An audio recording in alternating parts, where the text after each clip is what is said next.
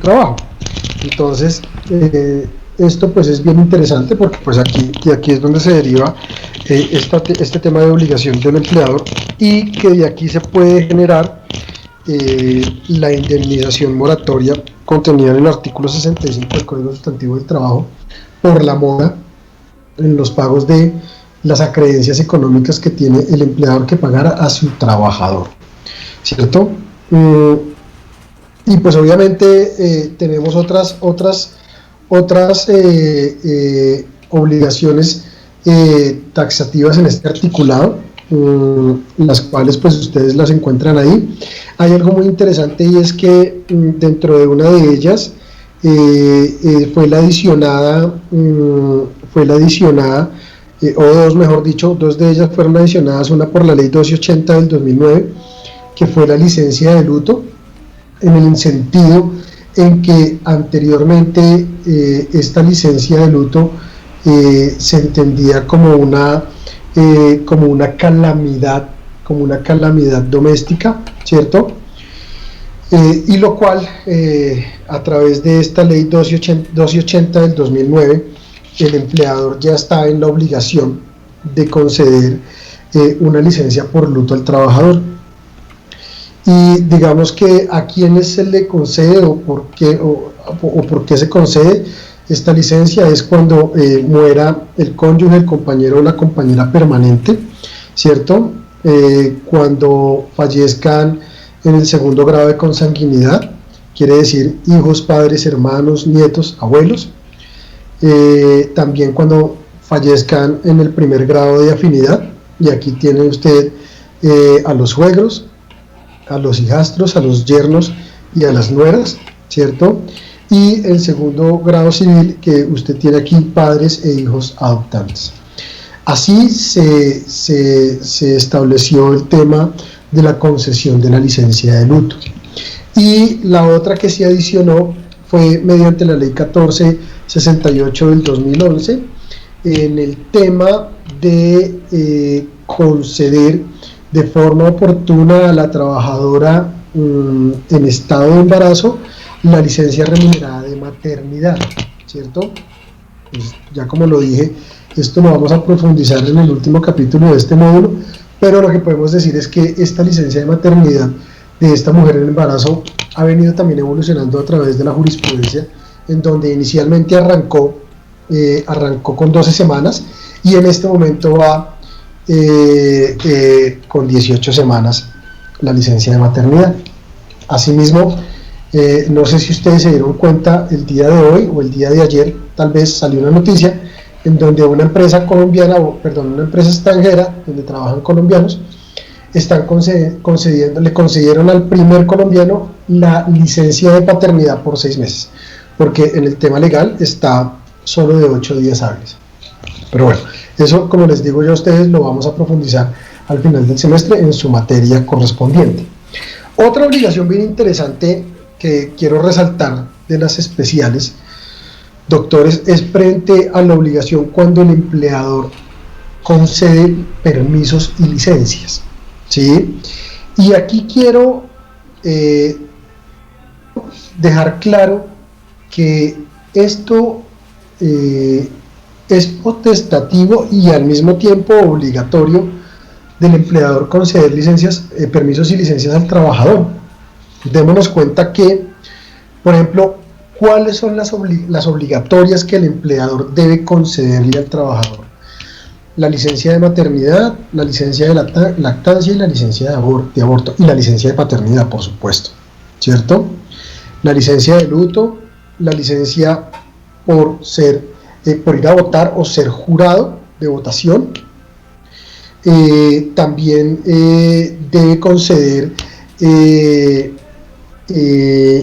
las licencias para ejercer el derecho al sufragio, para cuando se le presenta grave calamidad doméstica, para el desempeño de cargos oficiales transitorios y de forzosa aceptación, ¿cierto? Cuando los trabajadores se encuentran organizados en sindicatos y necesitan permisos sindicales, son licencias que tiene por obligación que conceder el empleador. Y pues la que estábamos hablando, la licencia de luto para entierro de compañeros, ¿no?, que también aplica. Asimismo, también debemos dejar claro que las licencias, o más bien los permisos que concede el empleador, hay algunos que los puede descontarlos, o el empleador puede tomar la decisión de que los compense, ¿sí? Y aquí quiero ser enfático en una cosa, y es, por ejemplo, frente a los permisos para ir al médico. La norma no ha establecido un margen o una política clara de cómo se debe establecer. Lo que sí se ha dicho a nivel jurisprudencial es que los permisos para ir al médico son de obligatorio cumplimiento por el empleador, y adicionalmente no pueden ser descontados ni compensados, porque es que vea que aquí volvemos al artículo 55 del Código Sustantivo, cuando hablábamos de al artículo 56, perdóname, cuando hablábamos de las obligaciones en general, y vea que en general la obligación es darle protección y seguridad al trabajador, y nosotros decíamos que la protección se da con el tema de la seguridad social. Entonces no es lógico que el trabajador le pida permiso al empleador, y el empleador le diga, pues para ir al médico, y el empleador le diga, listo, usted puede ir, pero me lo compensa o se lo descuento. No, aquí no puede el empleador descontar ni hacer compensar este tiempo. ¿Y por qué resalto esto? Porque si ustedes se dan cuenta, no sé si a ustedes les ha pasado, pero hay empleadores, y la mayoría de estos, cuando usted pide permisos al médico, generalmente se los hace compensar, no tanto se los descuentan, pero se los hace compensar, cuando la jurisprudencia y la normatividad ha determinado que esto no debe ser así. Esto frente a las obligaciones, digamos, que quería tocar del empleador. El artículo 58, por supuesto, Jason, ¿qué pregunta tienes? No, más que una pregunta, es como una precisión en cuanto a este tema de los permisos sindicales. No sé, me excusa si me equivoco, y es en el tema de las citas médicas, obviamente no se pueden descontar ni hacer que se compense el tiempo, pero el permiso sí se puede otorgar por el tiempo que necesite el trabajador para asistir al médico. ¿Por qué lo digo? Puede ser que el trabajador solo necesite media jornada para asistir al médico, pero la otra media jornada sí la puede cumplir. Y el tema de los permisos sindicales, siempre y cuando no se afecte el giro normal de las actividades de la empresa, en caso de que se llegue a afectar eso y sea demostrable, se puede negar el permiso sindical. No sé si me equivoco en esa parte, me parece que es importante precisarlo. Gracias, Jason. Pues digamos que se sobreentiende que cuando, no se sobreentiende. Más bien explico, todos los permisos sindicales deben quedar establecidos en la Convención Colectiva de Trabajo, ¿sí? Al haber quedado establecidos en la Convención Colectiva de Trabajo, y eso es lo que vamos a ver en el siguiente módulo con laboral colectivo, al quedar establecido en la Convención Colectiva de Trabajo, ya quedaron acordados entre sindicato y empleador, motivo por el cual aquí el empleador no debe negarse a emitir este permiso sindical, porque se supone que esto fue un tema objeto de negociación del pliego de peticiones, ¿sí? Entonces, claro, digamos que es buena la aclaración de Jason en el sentido de decir que obviamente si algunos trabajadores requieren permiso sindical y esto afecta el giro normal del empleador, pues obviamente no podría haberlo, pero esto poco pasa, Jason, por lo que le digo, o sea, digamos en la experiencia que yo he tenido a nivel real, pero yo asesoro el sindicato de Bavaria, uno de la aeronáutica civil y el de Allianz.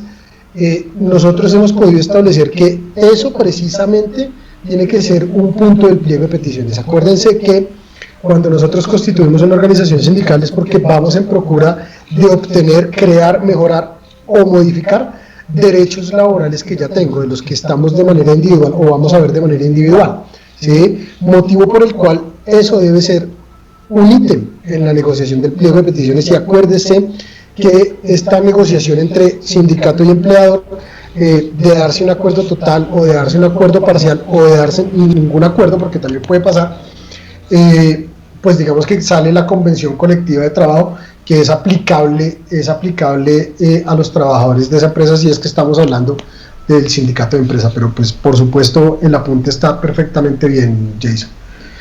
Viviana. Profe, buenas tardes. Una pregunta. Cuando a un trabajador se le da una licencia de luto, ¿a cuánto corresponde el descuento que hace la empresa o cómo le paga al día o cuánto le debe descontar? ¿Se tiene en cuenta como si fuera un porcentaje de incapacidad o le debe pagar el día completo? ¿O cuánto es el porcentaje? Viviana, muchas gracias. Esa es una muy buena pregunta porque es que nosotros tenemos que establecer acá que hay licencias remuneradas y licencias no remuneradas. Las licencias no remuneradas son las que vamos a ver nosotros en el numeral cuarto, si no me falla la cabeza, del artículo 51, que es la suspensión del contrato de trabajo. La licencia de luto es una licencia remunerada, por tal motivo no puede haber ningún descuento al trabajador.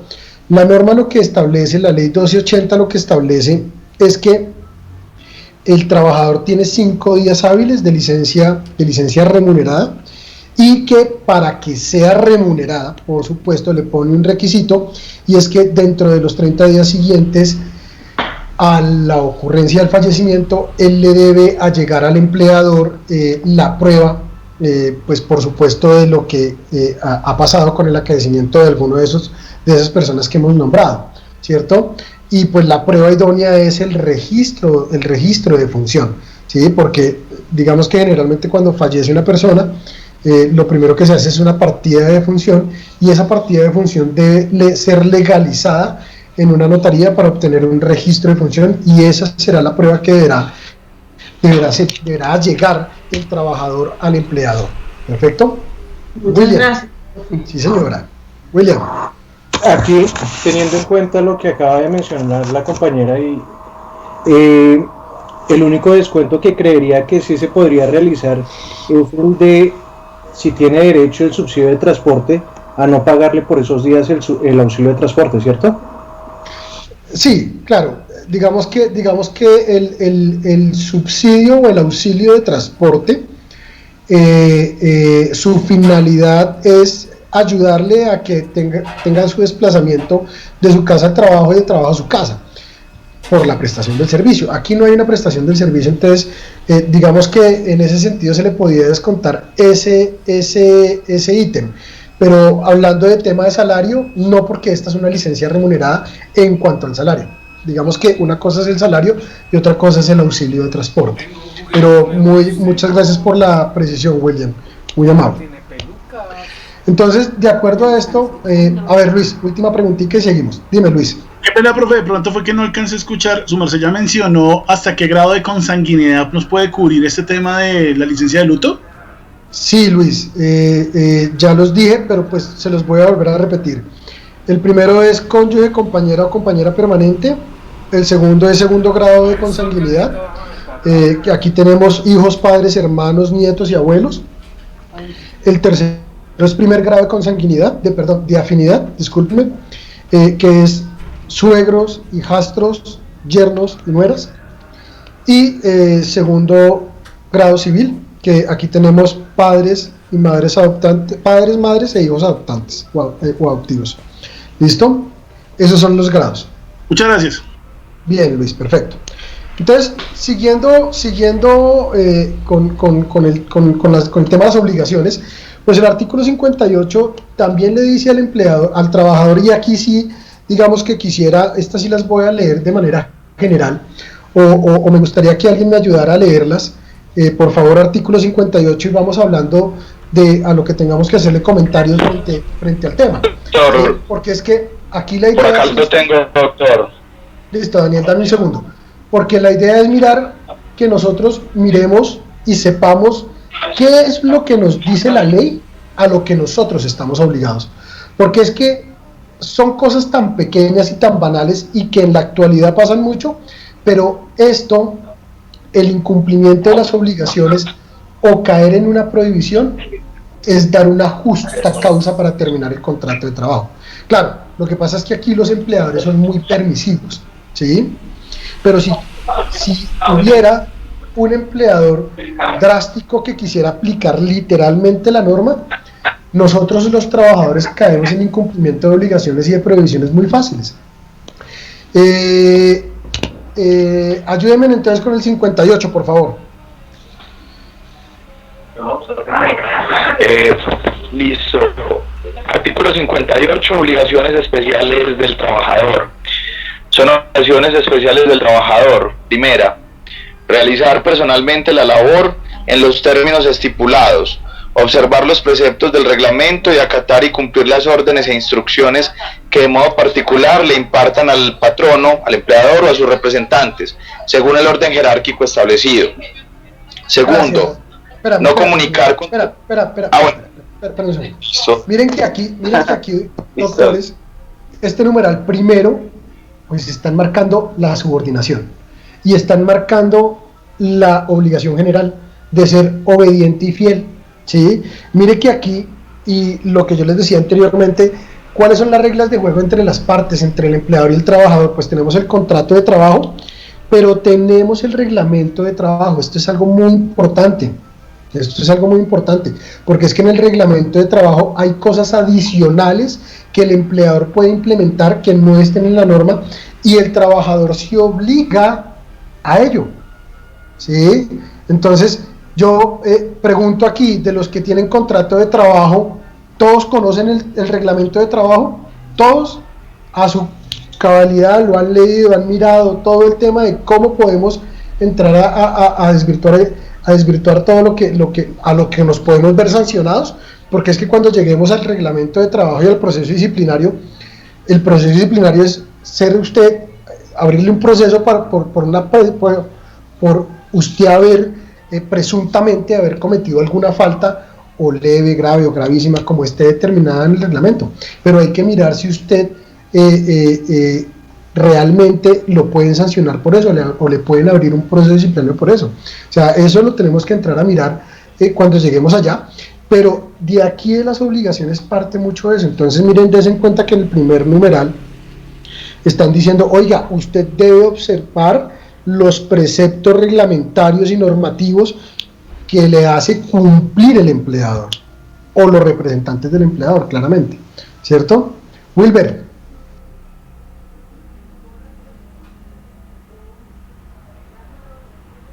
Bueno, Ángela.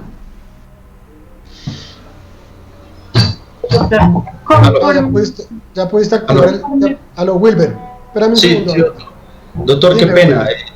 Sí, respecto a lo que usted mencionaba sobre el reglamento interno del contrato de trabajo, es muy importante también como acotar de que ese reglamento interno, digamos, tiene un efecto... la palabra interno porque ya no se llama interno, reglamento de trabajo nomás. Sí, ese reglamento de trabajo, perdón, digamos, tiene un efecto jurídico que aparte integral de ese contrato de trabajo, y ese reglamento tiene como a llenar ciertos vacíos, por decirlo de esa manera, para que digamos que la situación entre empleador y trabajador pues llegue a su punto, pues a buenos términos, doctor. Sí, totalmente. Por eso es que el reglamento de trabajo hace parte integrante de la relación laboral, ¿cierto? Y por eso es que esa primera obligación está diciendo al trabajador, oiga, usted debe cumplir los preceptos establecidos allí. Ángela, ahora sí.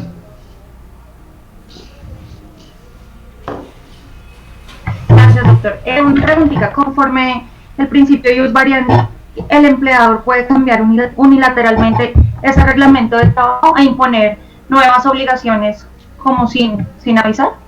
Sí, señora. No, acuérdate que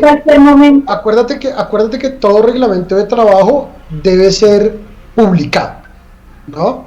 Entonces, el empleador está en su plena facultad en cualquier momento de actualizar, complementar o modificar el reglamento de trabajo. Lo único es que tiene que ser publicado y de conocimiento de los trabajadores. Claro, digamos que ya se quitó el requisito de ir hasta el ministerio y toda la vaina, pero no queda claro de que cada vez que el empresario o el empleador modifique, adicione o cambie el reglamento de trabajo, tiene que publicarlo para que los trabajadores lo conozcan. Gracias. Edgar. Bueno, Edgar. Doctor, muchas gracias. Doc, mi pregunta va enfocada en algún punto que también no lo mencionamos cuando estábamos viendo los contratos de trabajo, y es frente a las cláusulas ineficaces. Si dentro del reglamento interno de trabajo existe una cláusula ineficaz, ¿también se le llega a hacer el mismo control que sería sobre el contrato de trabajo para reversarla y que sea favorable para el trabajador? Edgar, muchísimas gracias. Pues ya ahorita vamos a mirar lo de las cláusulas ineficaces, pero digamos que lo que le puedo decir es que las cláusulas ineficaces no producen efectos en el contrato, ¿sí? Acuérdense que el contrato de trabajo es un tema de consensualidad. Por lo tanto, yo puedo estipular todo lo que yo quiera en el contrato. Ahora, que sea legal es diferente. Y por eso es que aparece el tema de las cláusulas ineficaces, que es cuando van en contravía de los derechos de los trabajadores, ¿cierto? Y el efecto que le trae el código sustantivo a la cláusula ineficaz, es decir, esto no tiene validez, ¿cierto? No tiene validez. Entonces, así usted lo haya estipulado en el contrato, no produce efecto, y por lo tanto, pues, al no producir efecto, y se sobreentiende que es la violación a uno de los derechos de los trabajadores, pues el empleador tendrá que salir a resarcir los daños y perjuicios causados por esa cláusula ineficaz estipulada en el contrato de trabajo. ¿Listo? Daniel, la última pregunta tuya y seguimos. Doctor, ¿el reglamento interno tiene que ser avalado por el Ministerio del Trabajo? No. Eso quedó derogado. Eso no tiene que ser presentado. Al ministerio no. No. Antes sí, ahora no. Digamos que eso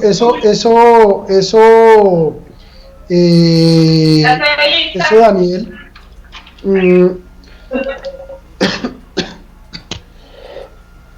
Perdón un segundito. Eso, Daniel, digamos que anteriormente tenía que tener, el reglamento tenía que tener un procedimiento y tenía que ser llevado al ministerio para su aprobación y toda la vaina. Mediante la sentencia C934 del año 2004, esto dejó de aplicar, ¿sí? Esto dejó de aplicar, entonces digamos que ahora simplemente el empleador obviamente tiene que reunir un contenido que cuando lleguemos al capítulo lo vamos a ver, ¿cierto? Y deberá publicarlo en un sitio visible de la empresa para el conocimiento de sus trabajadores. Pero ya no es necesario llevar este reglamento para aprobación al Ministerio de Trabajo. Perfecto, Daniel. Bien. Ángela. Qué pena, doctor, otra preguntita. Es que conforme pues esa modificación del reglamento que solo debe ser comunicado, ahí también pueden cambiar, por ejemplo, fechas de pagos y condiciones, digamos, de políticas comerciales y demás, imponer nuevas obligaciones. Sin problema. Acuérdese que estamos en el ejercicio del ius variandi, ¿sí? Ahora, acuérdese, Ángela, que el ejercicio del ius variandi no puede transgredir, los derechos de los trabajadores. Entonces, hay que mirar si los cambios realizados en el reglamento de trabajo violan o no los derechos de los trabajadores, ¿sí? Entonces, por ejemplo, en una empresa que yo asesoro, antes se pagaba el 15 y el 30, ¿no? El empleador me dijo, oiga, tenemos que modificar el tema por temas de pago de los proveedores o de los clientes, entonces cambiamos al 5 y al 20, ¿sí? Y esto no está generando ningún perjuicio al trabajador, me hago entender, no le está violando ningún derecho al trabajador. Entonces, yo puedo adicionar el reglamento, lo puedo modificar, lo puedo actualizar, porque acuérdese, por ejemplo, que a medida que va pasando la normatividad y que va evolucionando, pues así mismo se debe ir cambiando y actualizando el reglamento de trabajo. Entonces no hay ningún inconveniente. Pero ¿Listo? por ejemplo, doctor, en caso, digamos, que el reglamento imponga nuevas obligaciones frente a los pagos de una política comercial, en caso de los asesores comerciales, que pues su salario es por comisión. En ese caso, que les cambien toda la política comercial y adicional a esto la pongan como obligación dentro de ese reglamento de trabajo, ¿eso es viable?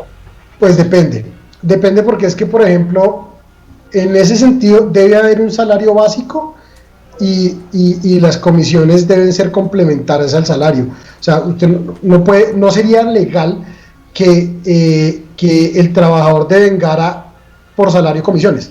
¿Sí me van a entender? Por eso te digo, hay que mirar el tema puntual de cómo estaba y cómo se modifica, para saber si en esa transición y en esa modificación se presenta la violación de los trabajadores, de los derechos de los trabajadores. ¿Perfecto? Gracias. Bien, no, a ti, Ángela. Bien, entonces, esta es la primera obligación. Sigamos con la segunda, por favor, Daniel.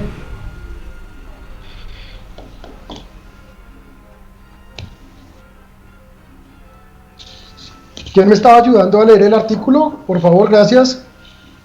Numeral segundo. Sí, señor. Numeral 2, artículo 58. No comunicar con terceros, salvo hasta ¿Hola?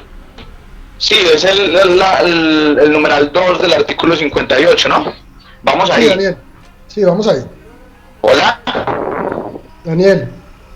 ¿Sí me escuchan? Listo. Un poquito entrecortado. No comunicar con terceros, salvo autorización expresa, las informaciones que tengan. Sí. Ahí me escuchan mejor.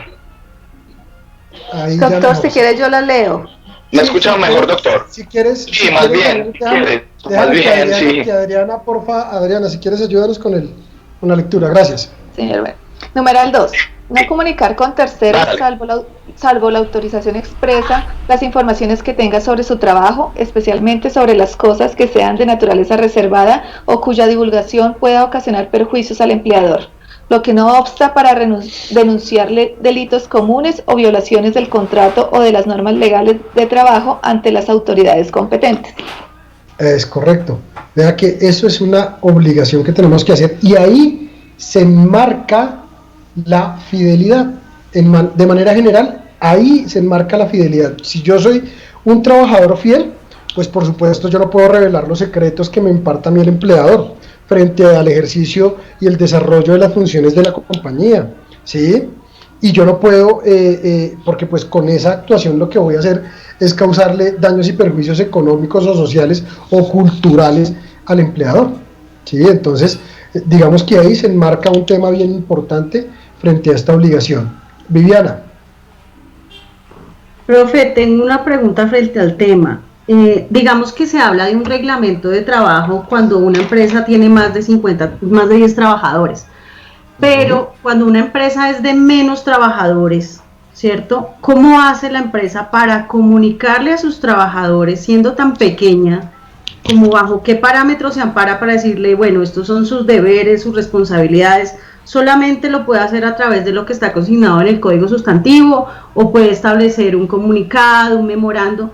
Dado que, digamos que he conocido algunos casos de falta de confidencialidad y pues digamos que de casos no muy éticos por parte de los trabajadores que le han montado competencia a las empresas para las que trabajan bajo esta modalidad porque no hay claridad frente a cuáles son sus deberes como trabajador. Gracias, Viviana. Bueno, aquí quiero hacer una precisión. Digamos que el artículo 105 del Código Sustantivo del Trabajo establece que para las diferentes industrias o empresas son el número de trabajadores. Entonces, digamos que cuando hablamos de empresas comerciales, cuando el empleador tiene más de 5 trabajadores, ya tiene la obligación de tener el reglamento de trabajo, ¿sí?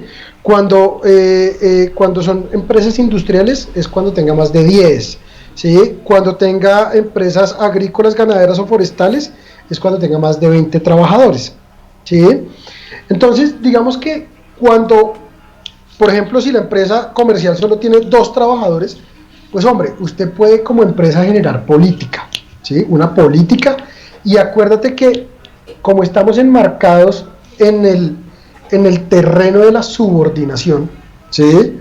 Pues el empleador simplemente lo que tiene que hacer es hacerle conocer las políticas o las directrices de la compañía, ¿sí? Y el trabajador tendrá que necesariamente obedecerle esas directrices o esas políticas al empleador, ¿sí? Ahora, no quiere decir, Viviana, que si yo tengo un trabajador, pero yo como empleador quiero generar mi reglamento de trabajo, lo puedo hacer. Tampoco es una talanquera, ¿sí? Aquí lo que está diciendo la norma es a partir de cuántos trabajadores es que se vuelve obligatorio. Okay. ¿Cierto? Pero Listo, tú lo puedes generar sin ningún problema. ¿Bien? Edgar. Gracias, Doc. Doc, mi pregunta va enfocada pues a un tema que usted dijo que lo íbamos a abordar un poco al final, pero de esta sesión, pero considero que es importante hacer la aclaración frente a este numeral segundo que estamos leyendo en cuanto a la no comunicación a terceros de las labores que está desempeñando, teniendo en cuenta que muchos empleadores se blindan en esta clase de cosas con suscripciones de contratos de confidencialidad.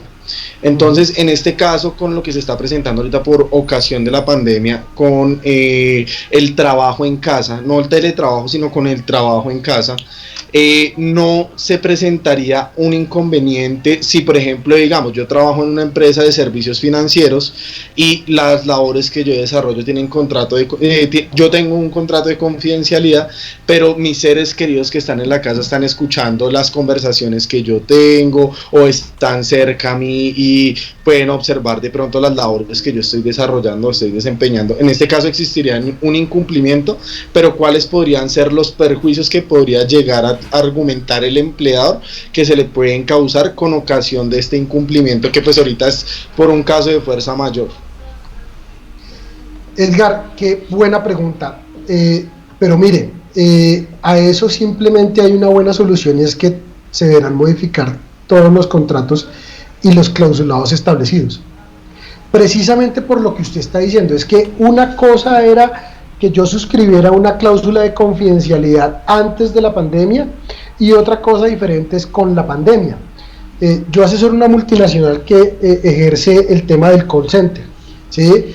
Y ellos tienen diferentes campañas y diferentes clases de informaciones sensibles, ¿sí? Claro, cuando el Ministerio de Trabajo, o sea, cuando el gobierno nacional lo que busca es la protección del derecho al trabajo, y el ministerio saca la circular 021 de marzo del 2020 para que no hayan despidos masivos, le dice al empleador, venga, nosotros tenemos regulado el teletrabajo, ¿cierto? Pero es que como el teletrabajo está regulado y tiene sus condiciones puntuales, y entonces el tema de la ARL y el tema del acondicionamiento de las instalaciones, y bueno, etcétera, etcétera, como eso es algo complejo, pues yo le voy a dar la opción de que abra el trabajo en casa, ¿cierto? Y el trabajo en casa no lo dijo cómo. Entonces simplemente, si usted tiene el instrumento, pues entonces usted se va para su casa y trabaja allá, o si no, la empresa le puede dar el instrumento o el elemento, porque tampoco eso, aquí nace el tema de la obligatoriedad, ¿sí? Para que usted pueda prestar el servicio. Pero lo que sí se debe hacer, porque así lo dice yo en la multinacional, en este sentido, Edgar, es que una cosa es que usted firma un contrato de trabajo antes de pandemia para prestar el servicio presencialmente en las instalaciones, ¿sí?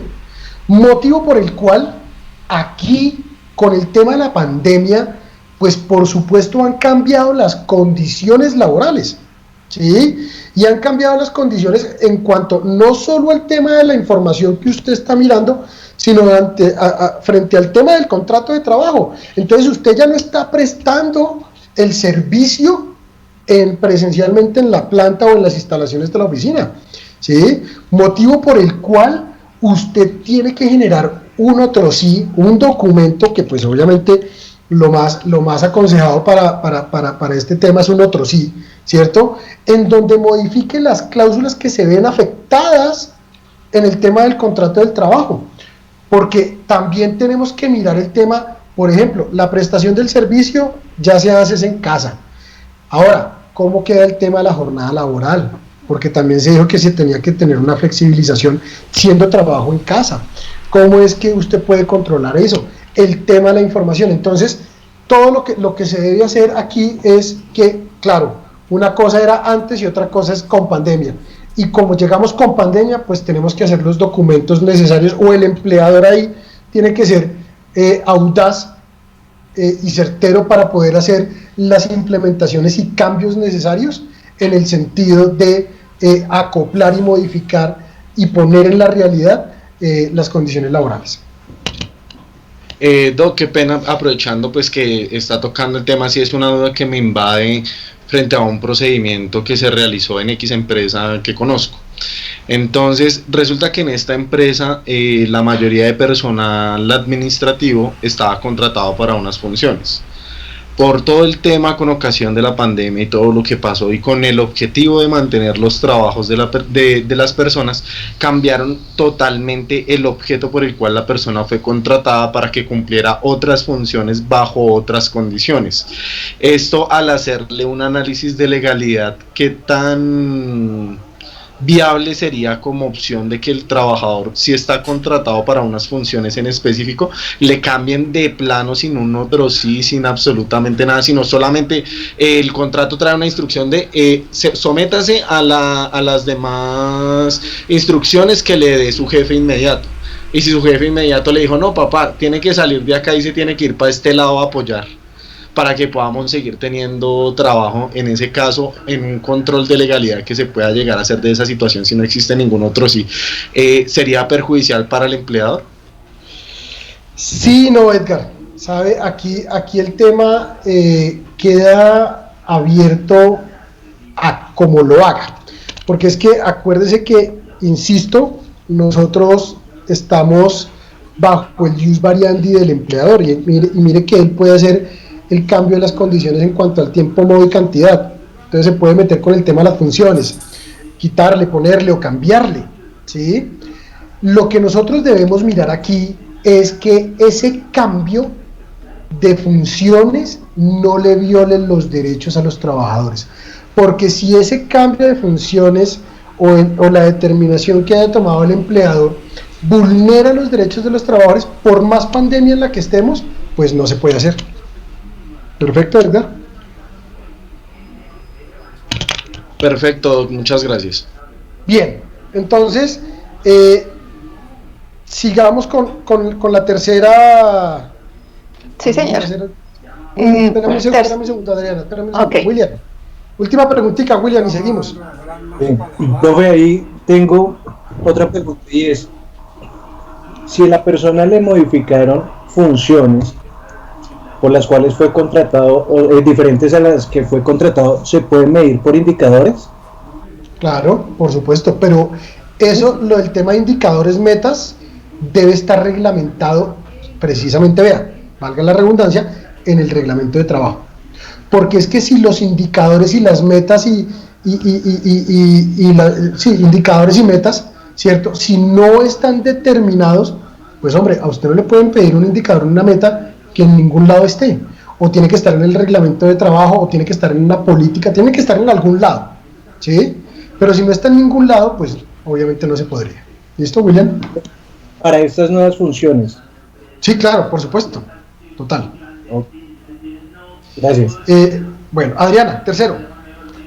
Listo.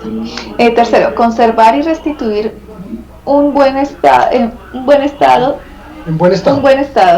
salvo el deterioro natural, los instrumentos y útiles que le hayan sido facilitados y las materias primas sobrantes. Eso es lógico. Si a mí el empleador me entrega los elementos y materias primas para yo poder ejercer mis funciones, pues lo lógico es que yo como trabajador los tengo que restituir, y por restituirlos con el deterioro normal que genera la utilización de esas herramientas o de esas materias primas, ¿cierto? Sigue. Guardar rigurosamente la moral en las relaciones con sus superiores y compañeros. Comunicar oportunamente al empleador las observaciones. Espera, Adriana, espera, porque esa cuarta tiene un problema, y es ¿qué es la moral? ¿Cuáles son los actos morales? ¿Cuáles son los actos inmorales? ¿Sí? O sea, no sé, me parece que quedó muy abierta. Esta obligación debe ser desarrollada en el reglamento de trabajo, porque como la trae el Código Sustantivo, es una obligación muy abierta. ¿Sí? Sigue, Adriana. Quinto, comunicar oportunamente al empleador las observaciones que estime conducentes a evitarle daños y perjuicios.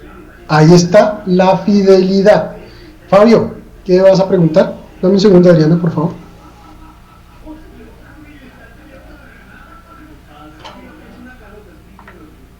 Fabio. Bueno, sigue Adriana, por favor. Prestar la colaboración posible en casos de siniestro o de riesgo inminente que afecten o amenacen las personas o cosas de la empresa o establecimiento.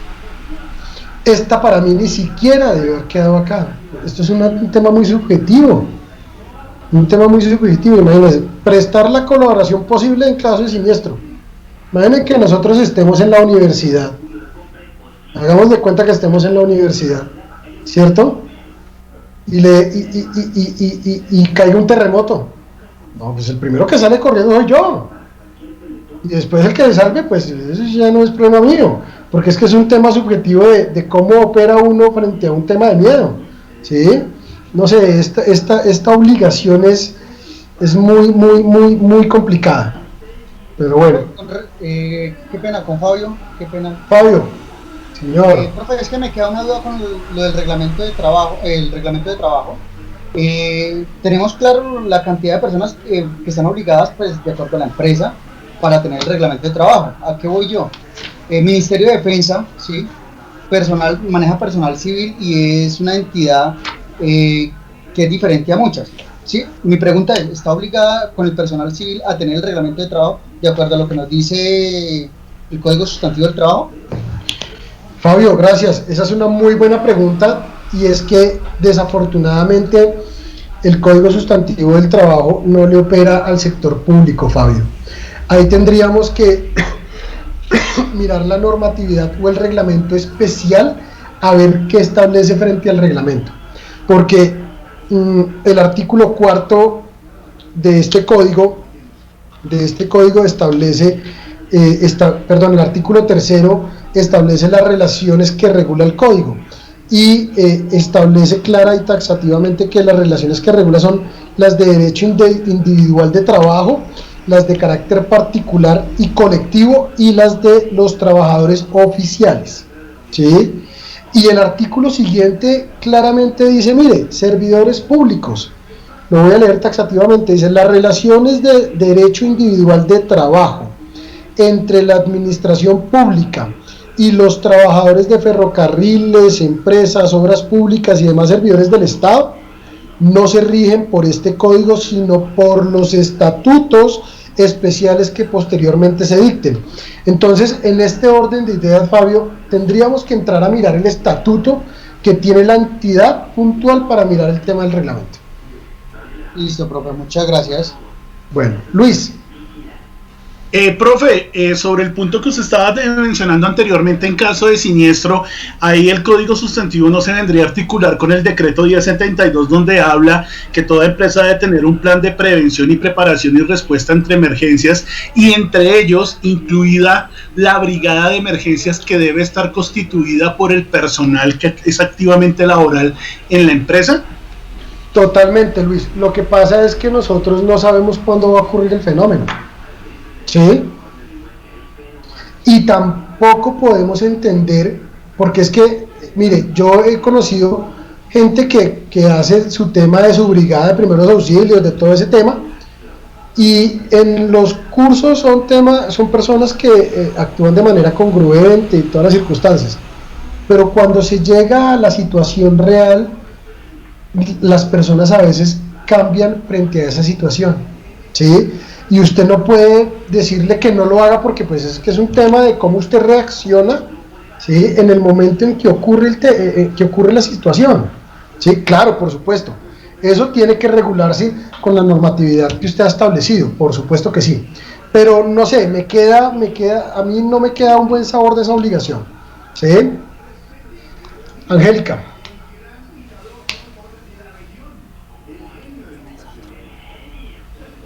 Angélica.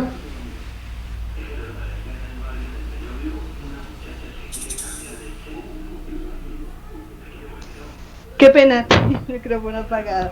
En uno de los puntos de los brigadistas se dice que primero, para salvar, valga la redundancia, prima la vida del brigadista antes que salvar el de los demás.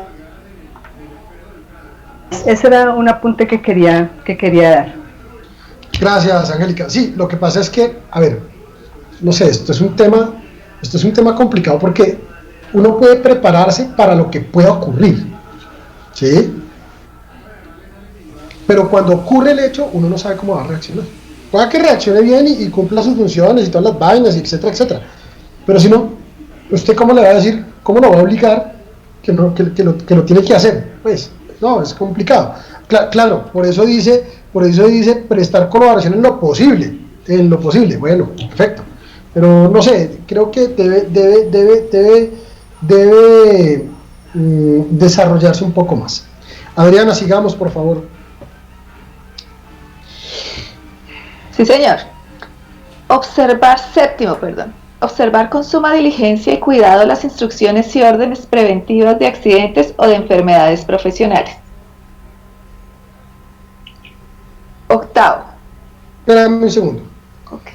¿Quién es el médico de los trabajadores en una relación laboral?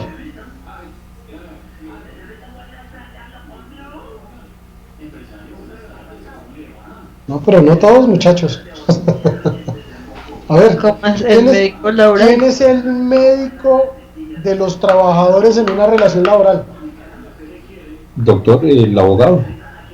No, el abogado, doctor. La EPS. Claro, la EPS. La EPS cuando es común y la ARL cuando es profesional o laboral, ¿cierto? Entonces vea lo que está diciendo aquí, lo que está diciendo esta obligación. Si es obligación del empleador brindarle protección y seguridad al trabajador, o protección, y esto lo hablamos con el tema de la seguridad social, pues lo más lógico es que el trabajador observe las medidas preventivas y siga las instrucciones que le impartan los profesionales de la salud que emitan, sea bien EPS o sea bien ARL, en cumplimiento en el desarrollo de su tratamiento, ¿cierto? Entonces es bien importante esta obligación. Sigue, Adriana. Octavo. La trabajadora en estado de embarazo debe empezar a disfrutar. No, esa es la octava. Lee la anterior. Aquí no la tengo. No, doctora, aquí no me sale. Dice observar con suma diligencia y cuidado. Esta ya la había leído. Pero no, tú no. ¿Cuál fue? La séptima, ¿cuál leíste? ¿Séptima cuál fue? Observar con suma diligencia y cuidado las instrucciones y órdenes preventivas de accidentes o enfermedades profesionales. Y observar las medidas preventivas higiénicas prescritas por el médico del empleador o por las autoridades del ramo. ¿No la leíste? Esa es la séptima. Esa es la séptima. Ah, ok. Están como cambiando. La séptima es observar las medidas preventivas higiénicas prescritas por el médico del empleador o por las autoridades del ramo. Y la octava es observar con suma diligencia y cuidado las instrucciones y órdenes preventivas de accidentes o enfermedades laborales. Enfermedades profesionales. Perfecto. Digamos que esas dos obligaciones van inmersas a lo que hemos venido hablando, ¿no? Pero pues es que no se había leído la séptima. Ahora sí, lee la adicionada, por favor, Adriana. Ya te doy la palabra, Viviana. La trabajadora en estado de embarazo debe empezar a disfrutar la licencia remunerada consagrada en el numeral 1 del artículo 236, al menos una semana antes de la fecha probable del parto. Eso. Entonces, digamos que para no dejarla así tan abierta sin hacerle su comentario, anteriormente de la ley 1468 del 2011, esta licencia de maternidad se tenía que, o se empezaba, o la empezaba a disfrutar la trabajadora a partir del alumbramiento, ¿cierto? Esto fue modificado y se dice que por lo menos 2, y si no se puede 2, 1, se tiene que, con necesidad, antes del alumbramiento, empezar a disfrutar de esta licencia. Viviana, ¿qué ibas a decir? Profe, pues yo iba a agregar algo frente al tema del médico del empleador. Hay ocasiones en las cuales también la IPS, mediante la cual el empleador tiene convenio para realizar sus exámenes de ingreso, periódicos, posincapacidad o de egreso, también puede establecer un criterio laboral, si es un médico laboral, para determinar las condiciones mediante las cuales el trabajador pueda laborar. Total, claro. Lo que pasa es que el tema de utilizar la IPS es para ciertas cosas, ¿no? Pero generalmente, digamos que cuando tú tienes un contrato formal, te debes afiliar a una EPS, ¿no? Jason. Sí. Doctor, una pregunta. Este tema de licencia anticipada o licencia maternidad anticipada, pues se entiende que es por 1 o 2 semanas, pero es obligación de la persona o de la madre gestante tomar esa licencia anticipada, o también la puede tomar a partir del alumbramiento. También la puede tomar a partir del alumbramiento, Jason. O sea, digamos que lo que quiso la modificación de la norma es, uno entiende que el periodo de gestación son de 40 semanas, ¿no? Entonces uno entiende que en la semana 38 o en la semana 39, pues esta trabajadora en estado de embarazo es un poco complejo, ¿no?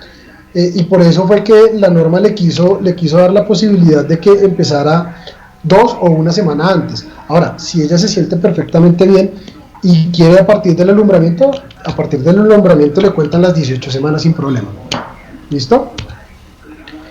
Bien, entonces esto, doctores, es el tema de las obligaciones que tienen los trabajadores empleadores y trabajadores frente al desarrollo del contrato de trabajo. Actos seguidos vienen las prohibiciones, y son conductas que el trabajador y el empleador no pueden desarrollar, ¿sí? Y de aquí hay algo muy interesante frente a ello, que las vamos a ver pues rápidamente, que son muy cortas, ¿cierto? Porque de aquí se desprende lo que yo les decía: el incumplimiento de la obligación o caer en una prohibición da una justa causa para que se pueda terminar el contrato de trabajo. Adriana, ayúdame con el artículo 59, por favor. Sí, señor. Artículo 59. Prohibiciones a los empleadores. Primero, deducir, retener o compensar suma alguna del monto de los salarios y prestaciones en dinero que corresponda a los trabajadores sin autorización previa escrita de estos para cada caso, o sin mandamiento judicial, con excepción de los siguientes. A. Respeto de salarios. Pueden hacerse deducciones, retenciones o compensaciones en los casos autorizados en el artículo 113, 150, 151, 152 y 400. B. Las cooperativas pueden ordenar retenciones hasta de un 50% de salarios y prestaciones para cubrir sus créditos en la forma y en los casos en que la ley las autorice. Perfecto. A eso adicionale, por favor,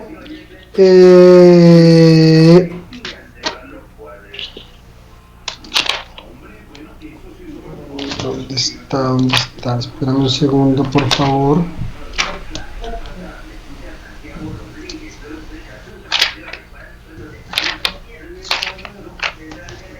Bueno, bien, no, perfecto, ahí está, perfecto.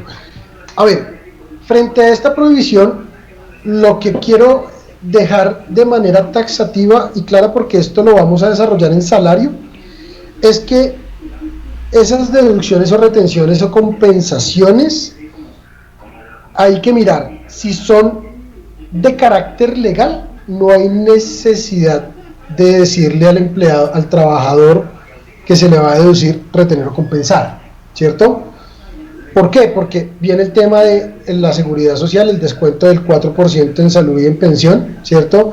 el tema de las cuotas sindicales, el tema de cooperativas, como lo está diciendo acá, o cuando hay una orden de un juez, ¿cierto? Pero adicionalmente también debemos entender que cuando el trabajador autoriza expresamente, lo que es ilegal se convierte en legal, ¿sí? Entonces esa digamos que es la apreciación que quiero hacer en este momento, porque esto lo vamos a desarrollar cuando estemos en el capítulo del salario el siguiente sábado. Sigue, Adriana, por favor. Señor. 2. Obligar en cualquier forma a los trabajadores a comprar mercancías o víveres en almacenes o proveedurías que establezca el empleador. Eso es lo más lógico, ¿no? Sigue. Exigir o aceptar dinero del trabajador como gratificación para que se le admita en el trabajo o por motivo cualquiera que se refiera a las condiciones de este. El soborno es totalmente prohibido, ¿no? Sigue. Limitar o presionar en cualquier forma a los trabajadores en el ejercicio de su derecho de asociación. Esta sí le vamos a dar muy duro cuando estemos desarrollando el módulo de colectivo, porque aquí esta prohibición el empleador cae absolutamente, ¿sí? Digamos que a raíz de la historia del derecho sindical, que en Colombia es muy nuevo porque arrancó en 1800, finalizando 1800, arrancando 1900, ¿cierto? Es muy nuevo, ha venido no en crecimiento, sino en decrecimiento. O sea, aquí ya encontrar un sindicato es muy complicado, ¿sí? ¿Y por qué? Porque a través del tiempo los sindicatos han cogido una mala fama, para mí mal llamada, porque es que yo no puedo permitir, y me disculpan la palabra, si la convención colectiva nace de la negociación entre sindicato y empleador, yo no tengo la culpa como sindicato que el empleador se baje los calzones y acepte todas mis peticiones. El empleador puede decir no. Aún es más, lo que yo les decía a ustedes, en la convención colectiva de trabajo puede haber un acuerdo total, un acuerdo parcial, o no puede haber acuerdo. Si no hay acuerdo, entra un tribunal de arbitramiento a tomar la decisión. Entonces el empleador también tiene la potestad de decir no o decir sí. Entonces, claro, hubo muchos sindicatos que quebraron empresas, pero pues digamos que hay una completa persecución al ejercicio del derecho sindical. Un empleador se da cuenta que van a constituir sindicato y ¡pum!, sacan a todos los trabajadores. Sencillo. Y como se requieren 25 trabajadores para constituir una organización sindical, entonces digamos que este limitar o presionar en cualquier forma, cuando lleguemos a colectivo vamos a ver que el empleador ejerce actos atentatorios contra el derecho de asociación. Edgar. Doc, gracias. Doc, qué pena retroceder un poquito en el numeral 1 en la opción B, en cuanto al descuento por cooperativas. Si la empresa donde yo trabajo no tiene cooperativa, pero digamos yo adquirí un crédito con otra cooperativa y esta cooperativa por X o Y razón se entera que estoy trabajando, está la autorización de que ellos pueden hacer los descuentos. Pero ahí en este caso sí me tendrían que notificar directamente a través de carta y yo tendría que aceptar el descuento, o lo pueden hacer por derecha. No, ellos lo pueden hacer por derecha, Edgar.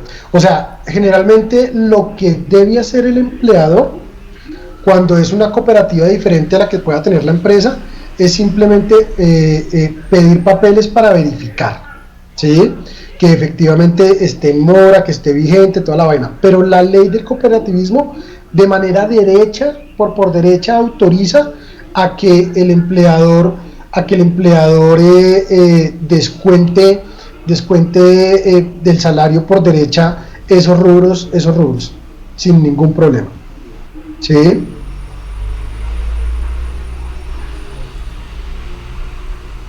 Doc, ¿usted por casualidad me podría facilitar el número de la ley de cooperativismo? Sí, si quieres, cuando terminemos este módulo me recuerdas y ya te la doy, ¿vale? Listo, perfecto. Laurencio.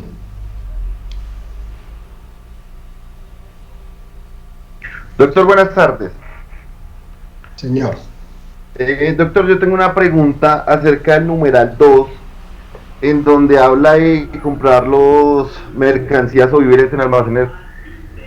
Yo hago referencia o traigo el tema, ya que en alguna ocasión vi el testimonio de un actor en donde tuvo problemas con el programa en el que él trabajaba porque estaba consumiendo una bebida de una marca en específica y a él le dijeron que no la podía consumir ahí, que ellos tenían una marca especial que lo representaba.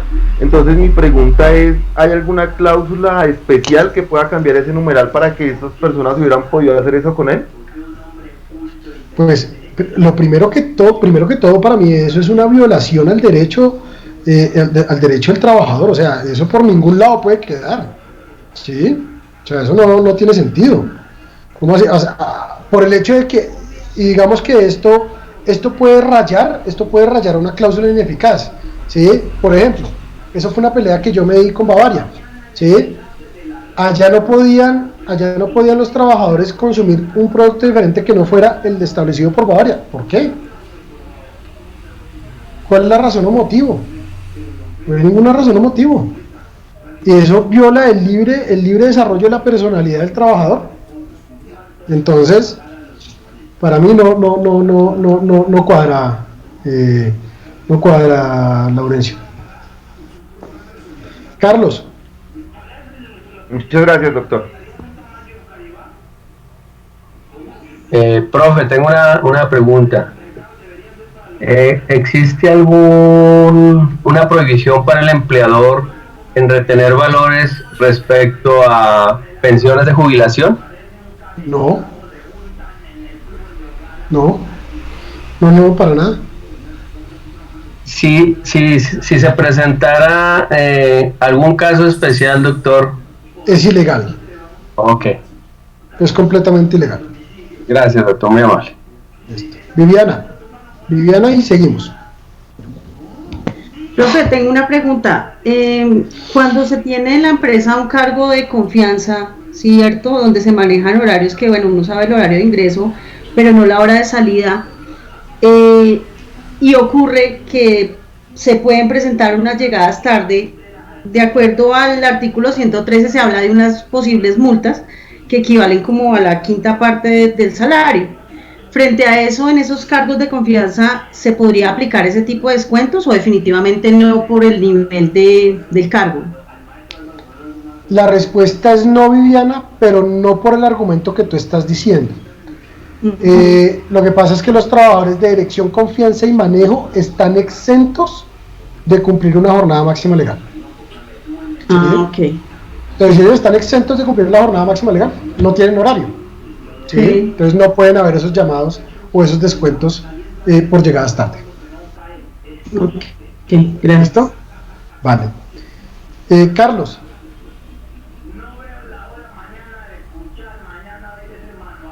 Bueno, Adriana, sigamos, porfa. Numeral quinto. Imponer a los trabajadores obligaciones de carácter religioso o político o dificultarles o impedirles el ejercicio del derecho del sufragio. Ya estábamos viendo que el tema de obligaciones, ¿no? Sigue. Sexto. Hacer, autorizar o tolerar propaganda política en los sitios de trabajo. Séptimo. Hacer o permitir todo género de rifas, colectas o suscripciones en los mismos sitios.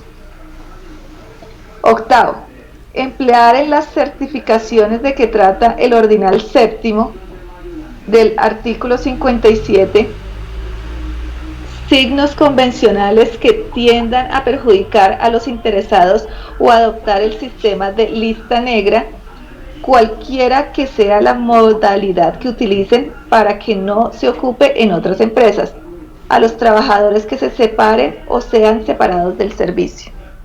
Aquí sí hay algo muy interesante, y es que esta prohibición es muy complicada de probarla, ¿sí? Porque pues digamos que la norma está diciendo no se hagan las listas negras, pero las listas negras existen en todos los gremios. Yo que asesoro diferentes empresas de transporte, de servicio público de transporte, la lista negra de conductores y de propietarios circula, ¿sí? Y el problema es que el propietario o el conductor pueda llegar a probar que está en la lista negra, ¿sí? A menos de que tenga una copia de ella, pues vaya y venga, pero pues eso generalmente se traslada de gerentes en gerentes, ¿no? De altos funcionarios. Entonces, por supuesto es una prohibición. ¿Por qué? Porque es que aquí el meterlo en una lista negra, pues claramente está atentando con el derecho al trabajo. ¿Usted cree que algún empresario que encuentre en una lista negra a un trabajador, por ejemplo el sector financiero y bancario utiliza esa lista negra? ¿Usted cree que una persona que está en una lista negra va a poder obtener trabajo en las entidades financieras o en otras empresas de transporte? Pues obviamente no, claramente no, por eso es una prohibición establecida. Sigue. Noveno. Ejecutar o autorizar cualquier acto que vulnere o restrinja los derechos de los trabajadores o que ofenda su dignidad. Eso es claro. Ahora miremos las de los trabajadores. Listo. Artículo 60. Prohibiciones a los trabajadores. Primero, sustraer de la fábrica, taller o establecimiento los útiles de trabajo y materias primas o productos elaborados sin permiso del empleador. Eso, vea, ¿sí ve lo que yo les decía? ¿Quién no se ha robado un lápiz, las hojas las resmas de papel, un borrador, cualquier elemento? ¿Sí? Eso está en la prohibición primera. ¿Sí? Y pues claro, lo que yo les decía a ustedes, el tema del empleador es muy laxo, pero el que fuera muy taxativo, muy exegético y se diera cuenta del tema, pues el sustraer, ¿cómo se llama? Robar, sencillo. Usted está robando al empleador, y si está robando al empleador, tiene una justa causa para ser despedido. Sigue, Adriana, por favor. Segundo, presentarse al trabajo en estado de embriaguez o bajo la influencia de narcóticos o drogas enervantes. Esto es de que habla la sentencia, doctor, ¿cierto? Es correcto. ¿Por qué esta prohibición es muy importante? ¿Y por qué traigo alusión la sentencia C636 del 2016? Porque es que, digamos que cuando ustedes la lean y la entiendan a cabalidad, bueno, si ya la leyeron, o los que no los han leído, miren que en lo último que quiere la norma, es que dice, mire, yo declaro ese artículo 2 exequible condicionalmente, entendiendo que la prohibición, ¿cierto?, contenida en ese numeral es cuando el consumo de alcohol, el consumo de narcóticos o de cualquier otra droga, ¿cierto?, afecte de manera directa el desempeño laboral del trabajador. Quiere decir que si yo, por ejemplo, Pandiño, se mete un cachito de marihuana para dictar clase y no me afecta directamente mis funciones, no tiene que ser una prohibición. Es cuando a mí me afecte de manera directa mi servicio. ¿Listo? Entonces, si los que no han podido leer esa sentencia, léanla, es bien interesante. Y porque aparte de eso, pues está poniendo una restricción al empleador, ¿sí? O sea, hay que mirar y establecer unos parámetros para saber si esa prohibición le da la justa causa para sacarlo o no, ¿cierto? ¿Quién iba a hacer una pregunta?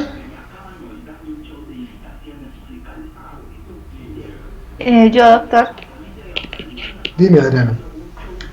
Bueno, digamos, este artículo, digamos, en la mayoría de empresas fue un revuelo en el 2016 cuando salió esta sentencia, porque entonces los empleadores empezaron, ¿cómo así? Entonces puede venir aquí borracho, puede venir aquí drogado y puede hacer lo que quiera y no lo puedo despedir.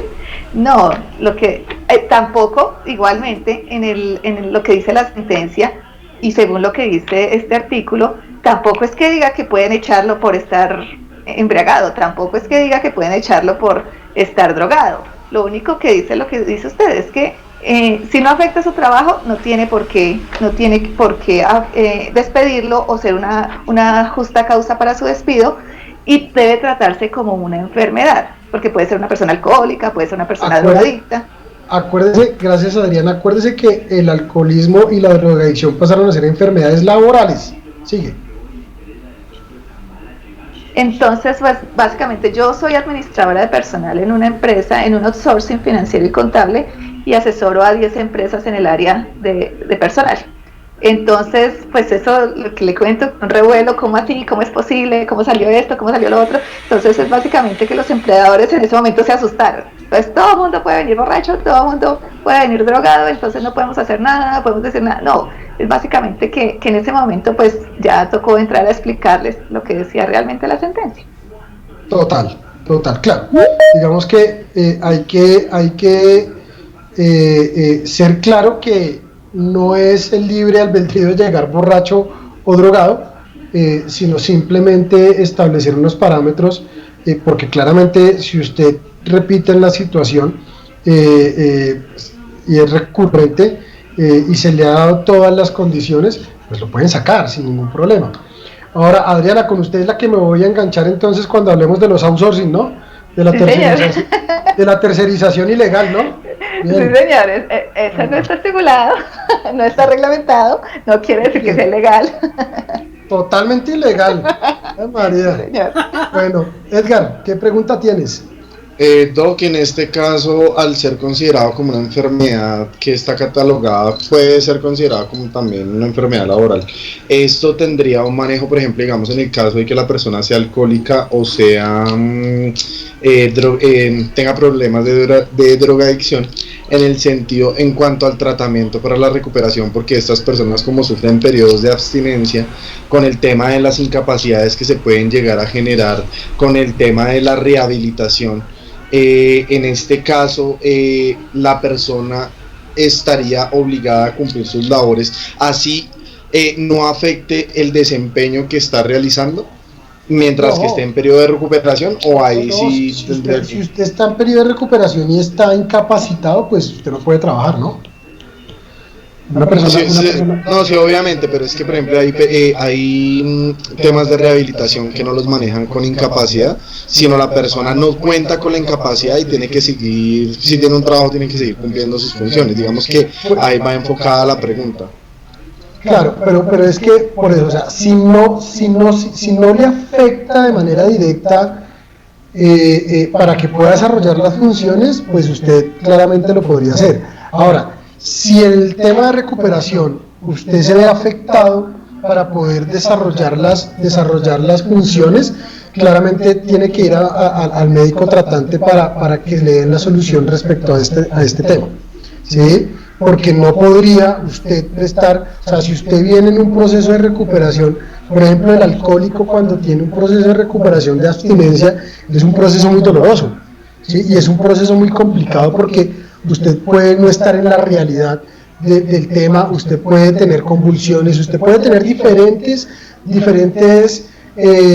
secuelas, ¿sí? Y pues esas diferentes secuelas no le van a poder permitir funcionar.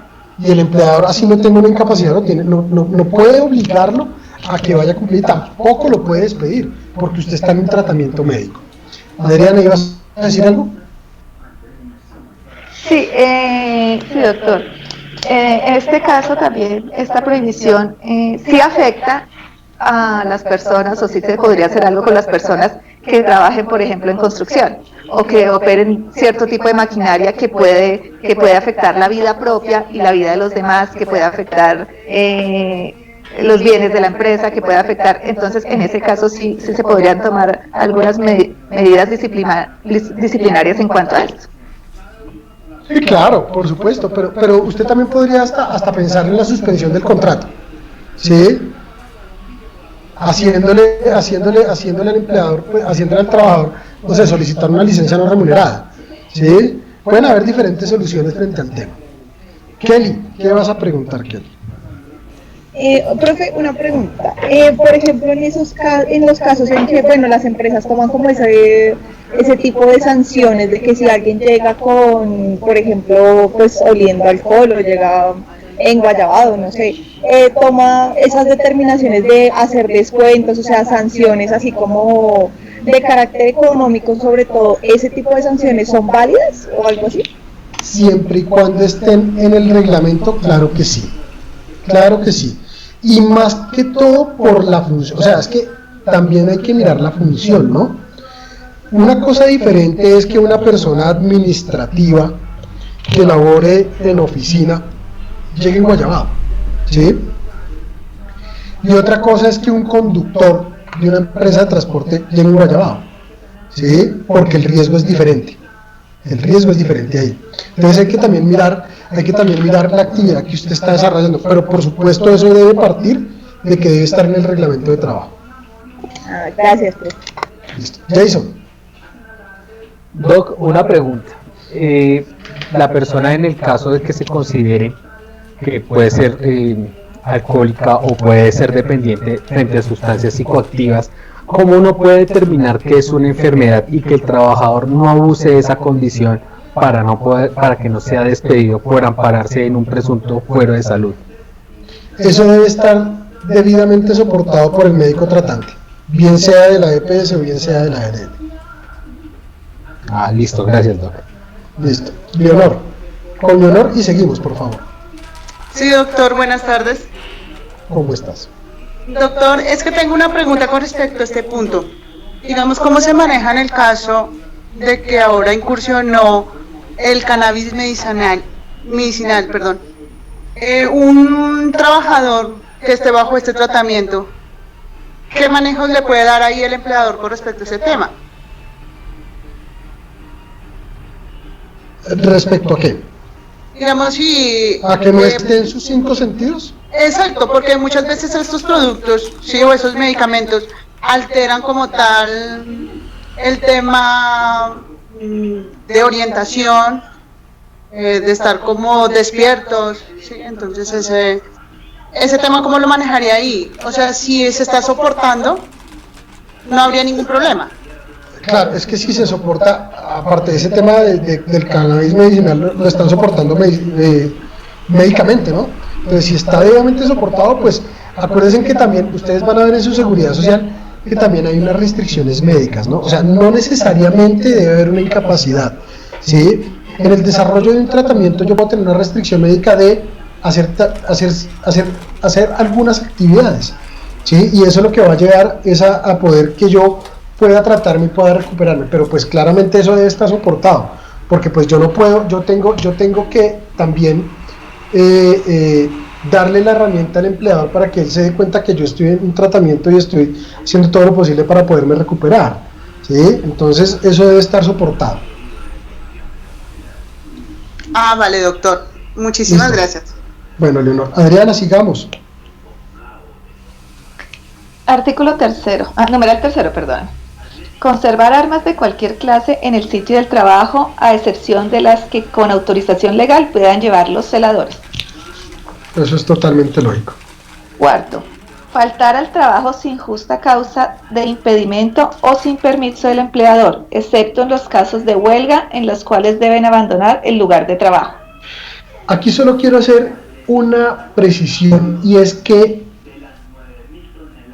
por supuesto, al usted faltar sin justa causa a su trabajo, da objeto a que se le descuente el día que no fue y el dominical.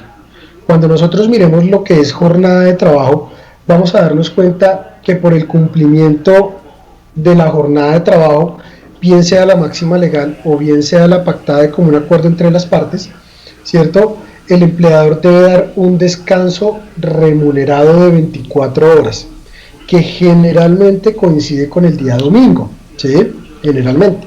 No quiere decir que sea el día lunes, generalmente coincide el día domingo. ¿Qué es lo que pasa? Cuando el trabajador falta a la compañía y no tiene una justa causa para faltar, pues el empleador le puede descontar el día que faltó y el dominical. ¿Listo? Sigamos. Disminuir intencionalmente el ritmo de ejecución del trabajo, suspender labores, promover suspensiones intempestivas de trabajo o excitar a su declaración o mantenimiento, sea que participe o no en ellas. Total. Sigue. 6. Hacer colectas, rifas y suscripciones o cualquier clase de propaganda en los lugares de trabajo. Así como es prohibido para el empleado, pues claramente tiene que ser prohibido para el empleador. Al trabajador, perdón. Sí. Séptimo, coartar la libertad para trabajar o no trabajar, o para afiliarse o no a un sindicato, o permanecer en él o retirarse. Perfecto. Sigue. Octava, usar los útiles o herramientas suministradas por el empleador en objetos distintos del trabajo contratado. Eso, vean, por ejemplo esta que también es muy común en que el trabajador caiga, que coge el computador y mira el Face, mira su correo electrónico o imprime los trabajos de la universidad en la oficina o utiliza las herramientas de la oficina para su beneficio propio. Entonces, en este sentido, miren que aquí es una prohibición. ¿Listo? Leonor, cuéntanos.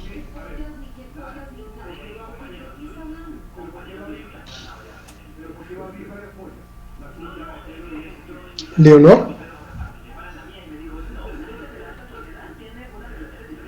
Bueno, mientras que Leonor activa el micrófono, entonces se den cuenta que con esto vemos a qué nos obligamos y qué actuaciones o qué conductas tenemos prohibidas en esta relación laboral, en el desarrollo obviamente del contrato de trabajo.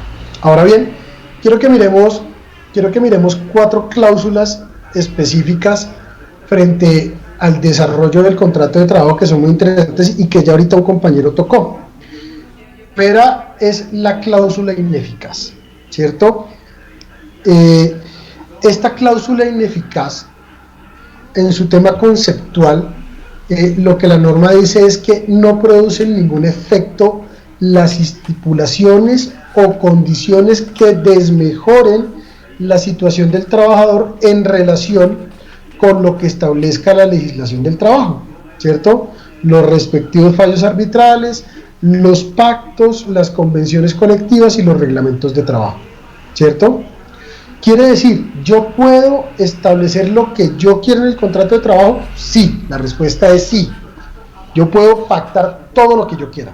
Ahora, que lo que yo pacte sea legal o no, eso es diferente, ¿sí?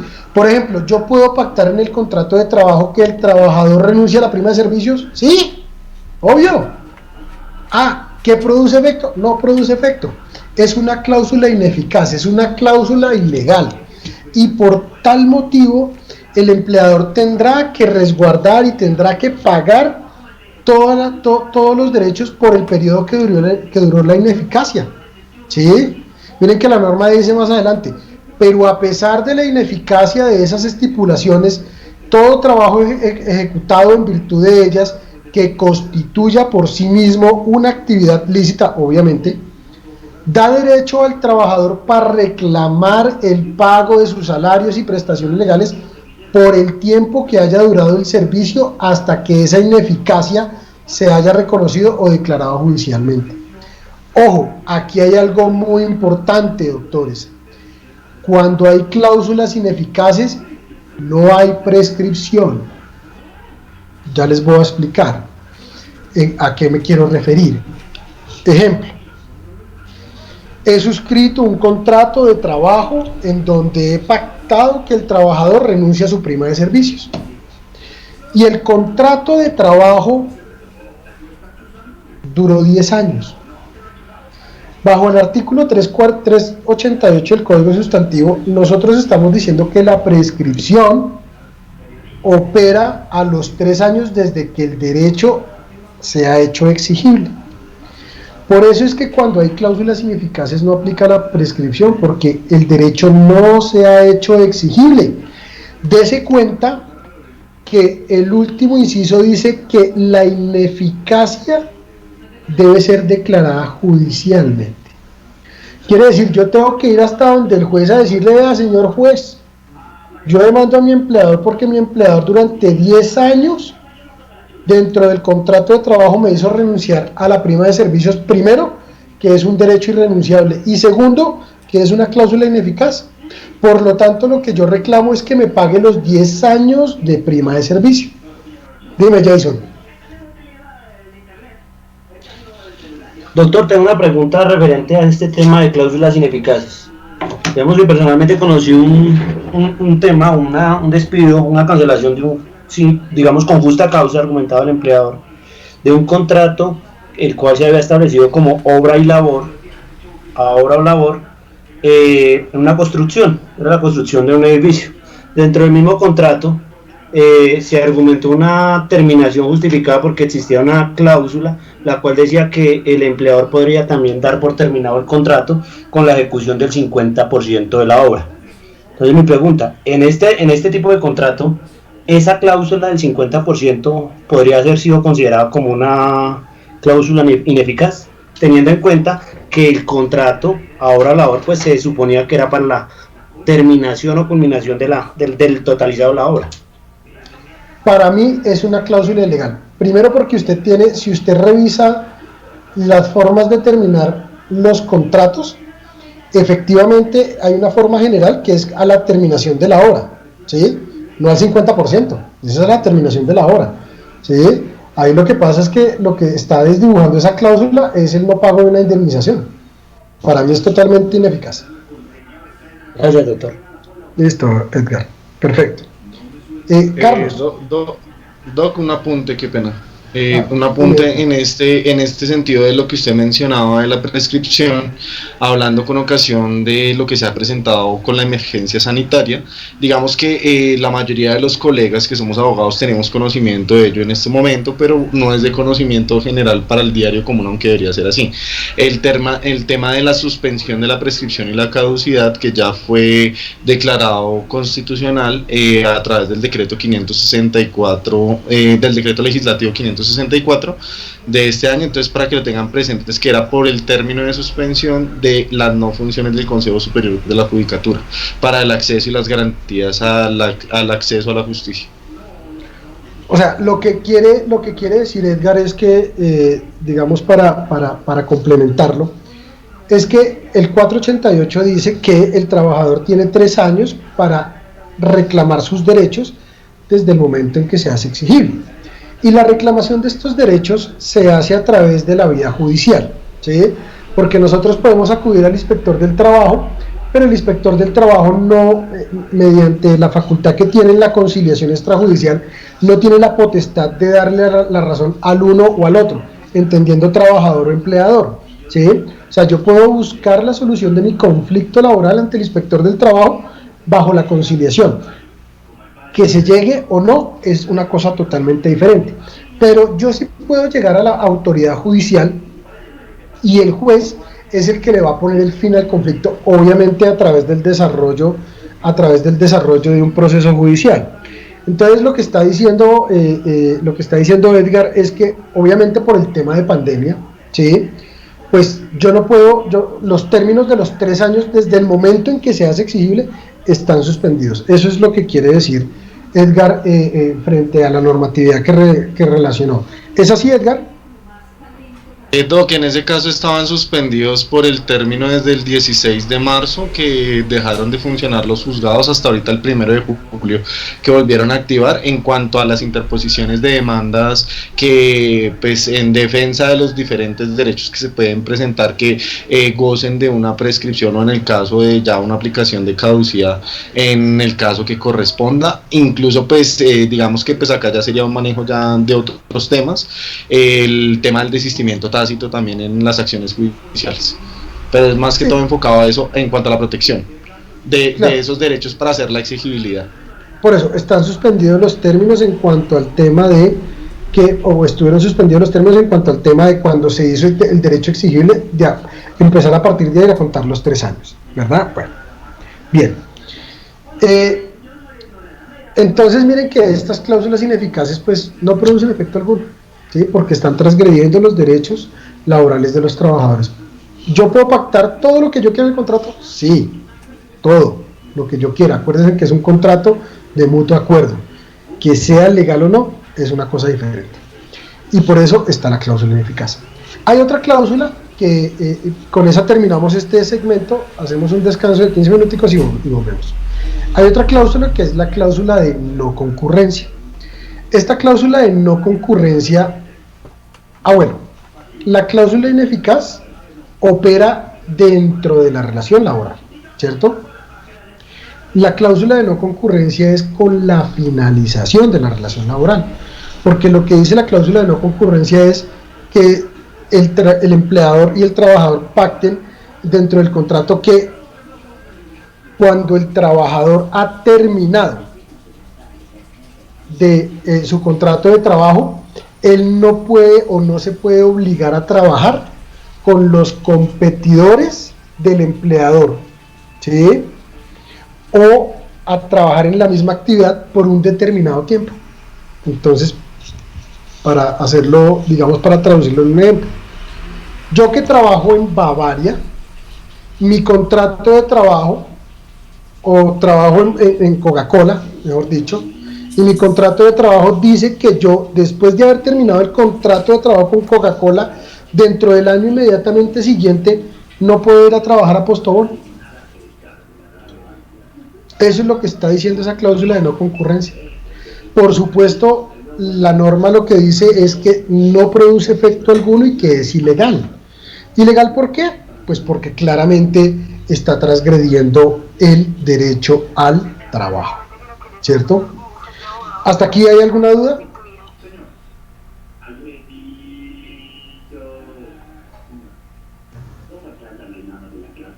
Bueno, creo que no hay alguna duda, entonces. No, doctor. Listo. Doctores. No, doctor, no hay ninguna duda. Bien, perfecto. Entonces, vamos a parar aquí y nos vemos en la cuarta sesión a las 3:30. ¿Listo? Perfecto, muchas gracias. Listo, doctor. Gracias. Profe, muchas gracias. A ustedes. Ya nos vemos. Tómense un café. Ya.